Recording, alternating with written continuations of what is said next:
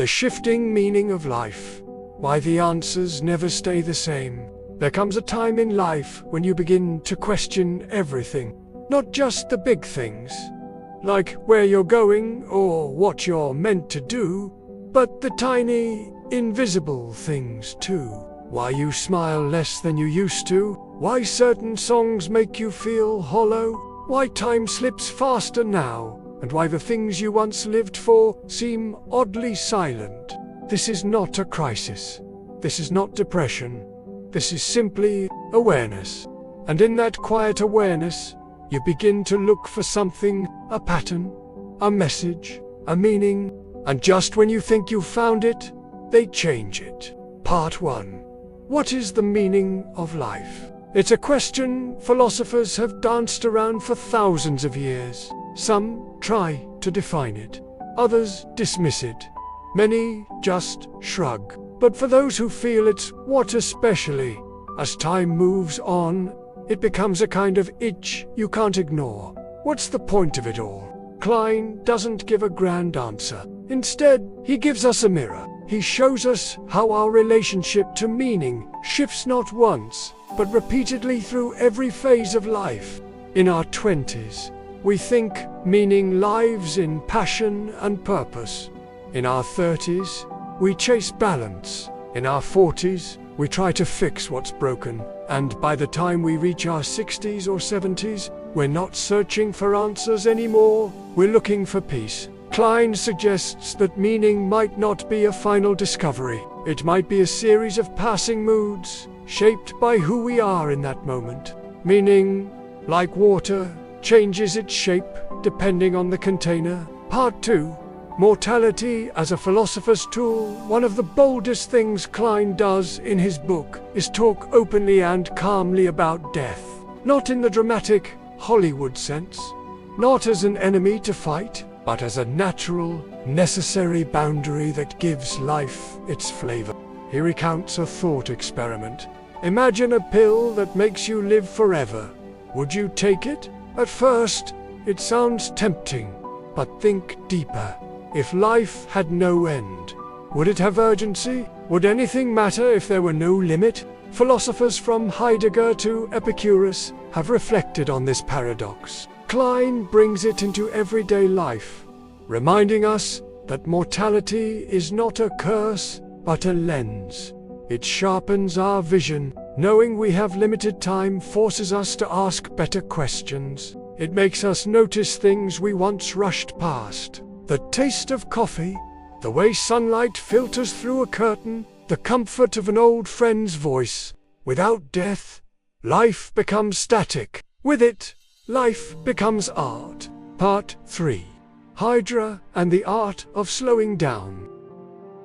Klein writes from Hydra, a small island in Greece with no cars, just donkeys, cats, narrow paths, and the sea.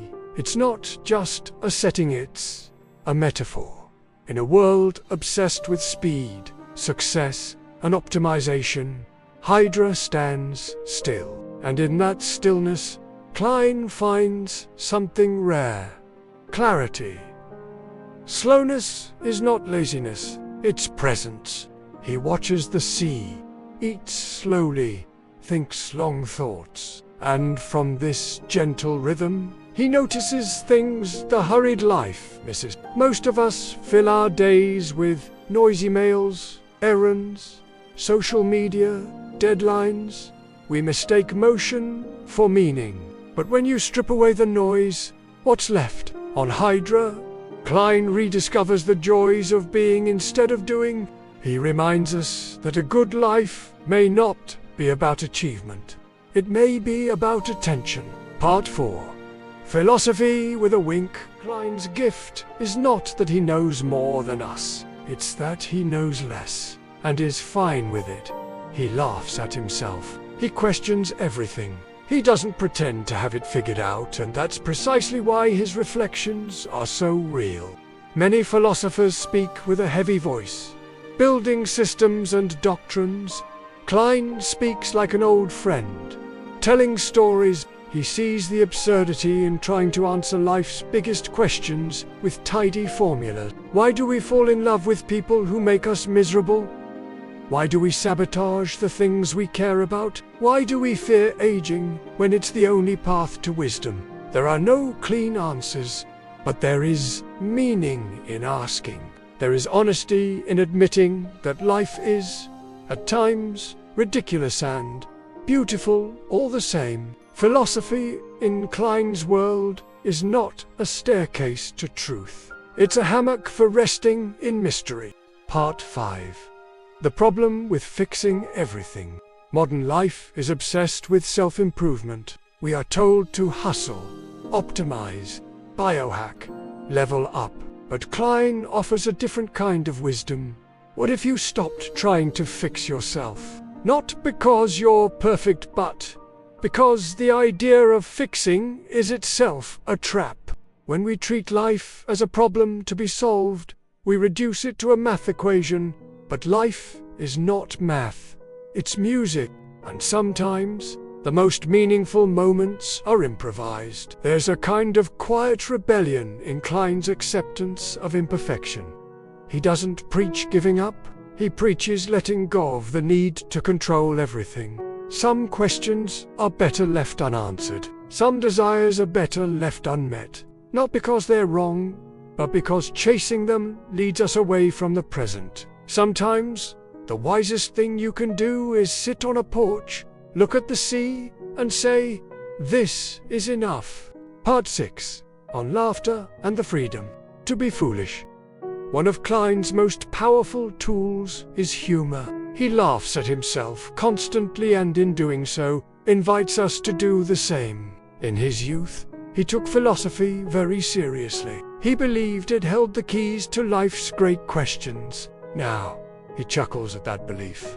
Not because it was wrong, but because it was incomplete. There is wisdom in laughter, especially the kind that comes from humility. We are all, in the end, guessing. We love, we fear, we age, we search, we fail, we begin again, and no matter how much we study, plan, or philosophize, we remain gloriously human. Klein's humor doesn't dismiss the big questions. It softens them, it makes them livable. If we can't laugh at life, we're taking a cosmic joke a bit too seriously. Part 7. Moments are more honest than meanings. In the end, Klein seems to suggest that life's meaning isn't a single sentence or belief. It's found in moments. The problem is, we don't often notice those moments. We're too busy trying to make life meaningful in the grand sense. We want a purpose, a mission, a legacy. But maybe, just maybe, the meaning we seek is already there.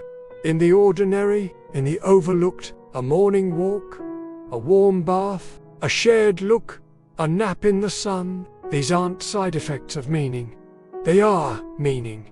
Klein helps us reframe the question. Instead of asking, "What is the meaning of life?" ask, "What makes this moment worth being alive for?" The answer will change every day, and that's okay. Part 8. The final shift.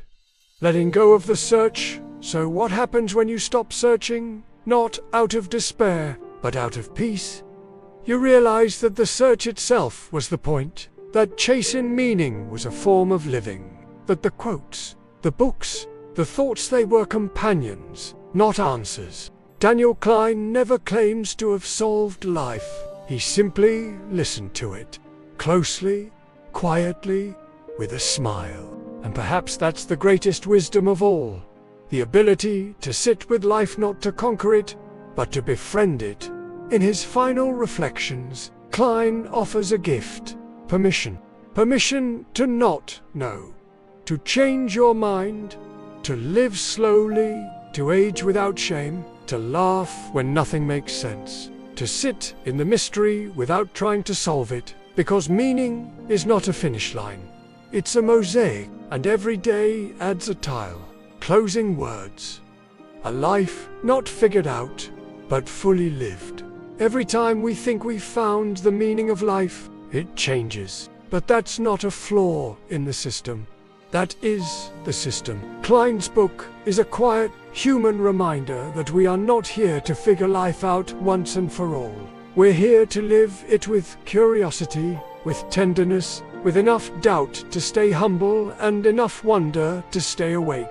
So if you find yourself lost again, unsure of what matters, tired of the endless questions, pause, breathe, look around, ask yourself, what matters right now? And trust that, for this moment, that is enough.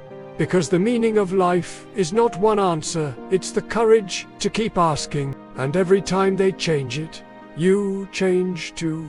That, perhaps, is the deepest meaning of all.